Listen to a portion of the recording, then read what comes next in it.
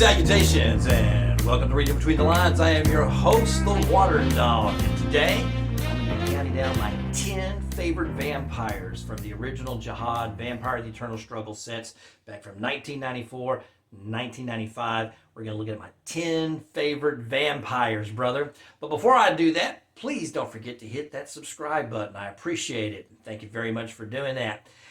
Gang, it's the 30th anniversary, so I thought, you know what, I'm going to start the 30th anniversary this year. We're into the new year, and this is my 50th true, quote-unquote, true episode of Reading Between the Lines for VTES.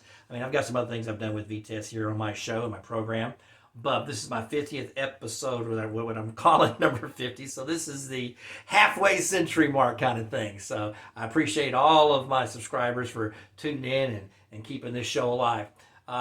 I'm going to be doing my 10 favorites. Now, this is my favorites. Now, this is not necessarily the 10 best, vampires.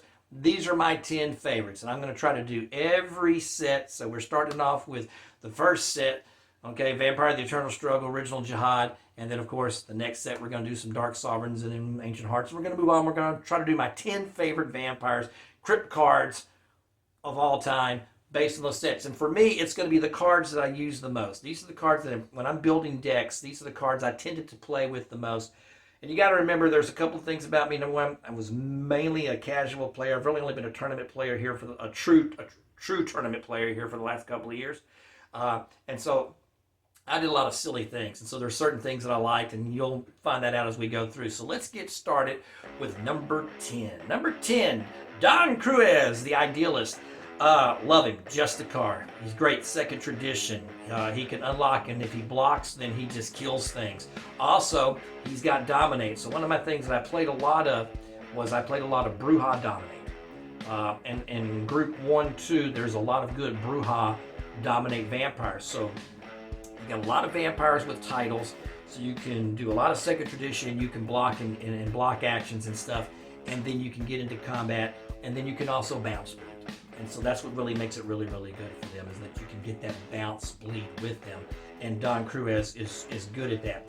The other thing, too, is that he gives you a maneuver. And so being able to burn a blood to get that one additional maneuver is really, really good for him. So basically, it's old Brujah stuff. It's Thorn Signpost, grapple, disarm. That's it. Thorn Signpost, grapple, disarm. You're just playing old school Brujah. That's exactly what I did with that. You know, you throw in some celerity there for some additional strikes and maneuvers, but basically it's a 3-card combo. And you just play the 3-card combo and you go. Don Cruz is great because he can give you that maneuver. Number 9, Anvil. Anvil, I loved him. 6-cap Primogen, has all those disciplines, plus he has that Dominate. So he falls right in line to what it is, that I was playing. So those Brujah decks, Anvil, really good for adding that. And the thing that's really good about him is the capacity. That 6 cap, one of the best 6 caps from Group 1 that's out there. And love playing him in my Brujah deck. Going to number 8, Sir Walter Nash. I played a lot of Ventrue. I built a lot of Ventrue decks. I liked the Ventrue. I liked the aristocracy of the vampires. And one of the things about Group 1 of these original vampires is that typically, to me, their best vampires were the 7-cap vampires, because most of the time they had all 3 of the major disciplines for their clan. And in a lot of cases, they also had titles. And so the 7-cap vampires were to me the ones that really stood out for getting a lot of playability and stuff, and doing a lot of Ventrue vote decks particularly, and we'll get to that in the next episode. I played Erica for crying out loud.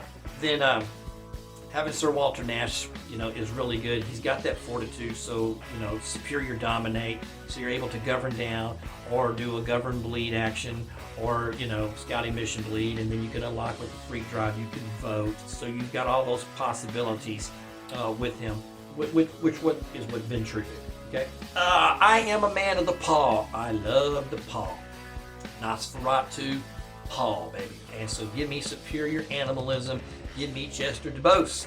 And not only that, but he's also got the fortitude, which gives you the freak drive, so you can take action, so you can do a lot of enters combat with him, unlock none of the enters combat with him, and that makes it great. And then, of course, I don't really play Potence as much with the Nosferatu. I kind of saved that for Brujah decks.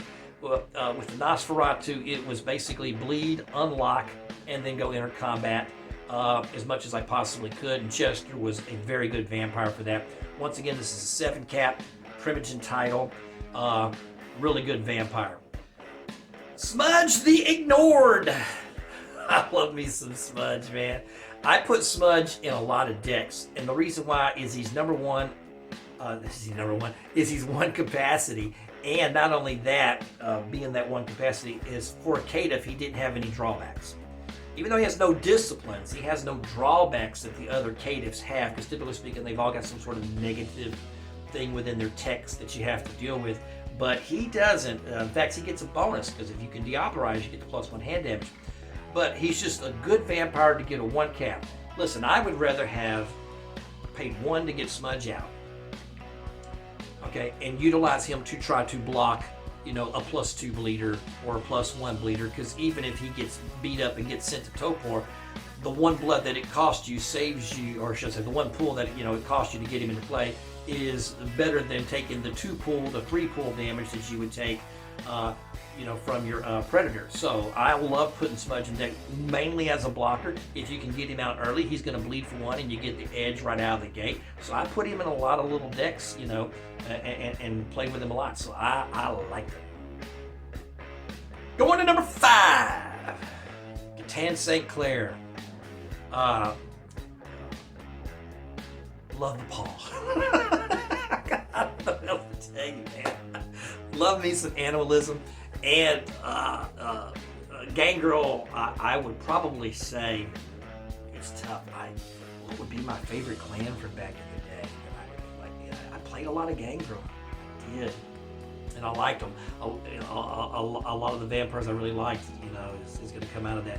7-cap, all 3 disciplines, you know, and with the fortitude and with the animalism and the protean, oh man, she's just built for damage and just built for, you know, there's nothing, look, you can't go wrong with carrying crows, Aphrodite. You just can't. There's nothing but positives for that. So there you go. Love Catan. Hey, how about the water gun guy? Gilbert, baby! Gilbert Dwayne. He's probably one of the best classic vampires out there. Still one of the best vampires in the game. He's a prince.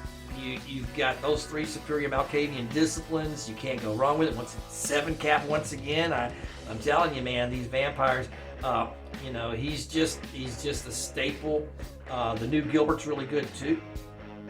He's really good for the 5th edition Malkavians. And he's just a really, really good vampire. Loved Gilbert. Basilia. Being the number 3 spot for me, she's just a good combat vampire. You can't overlook the fact that she's got potence and she's got protean. She's also got some obfuscate, so if you want to get some of those actions off, those inner combat actions, then you can. She has a built-in aggravated hand damage, which is just, okay, so she's just built to beat things up. The great thing is just, you know, is to basically crows, get a press in, you know, to get into another round of combat and then beat them up and then ag hands. There's nothing wrong with that. So what's great about her is she just entered combat, crows, aid for bats, press, next round, ag hands, and you pretty much are just beating the crap out of vampires. And so Basilia, number 3, easy, Gangrel, what can I say? Going back to the Brujah, Turon, man. I love this card because you gotta love the art. You know, there's nothing wrong with big tatas in art. And so there you go, man. She looks great, and she is great. And here it is again, that dominate. Don't forget that dominate that you get from her. So she's got the 3 superior Brujah disciplines, and she's got dominate. And she gets +1 intercept against other Brujah. Tailor-made for everything I like to do. Man, if she would have been a prince, this would have been off the chain. But they're gonna make up for that when you get to Dark Sovereigns. But Turon, really good vampire. She's my number 2. Not my number 1 though. My number 1, if you know anything about the water dog, you know that it's got to be Sheldon, Lord of the Clog. Great vampire. He's my, I got a 1 vampire deck. I just play him. I don't need anybody else. I just play him. He's great. He just blocks. Okay. His action is pretty much bleed, unlock, second tradition. That's it. You can go intercept, but his job is just to block. I don't need another vampire. I can have all the fun in the world I want just playing Sheldon and seeing if I can get Sheldon with a victory. It's just a really, really good vampire. Don't forget that if you play him, you can play him with a lot of baby vampires. So you can play with a lot of baby vampires that have obfuscate. And those vampires, you can give them things like night moves, right?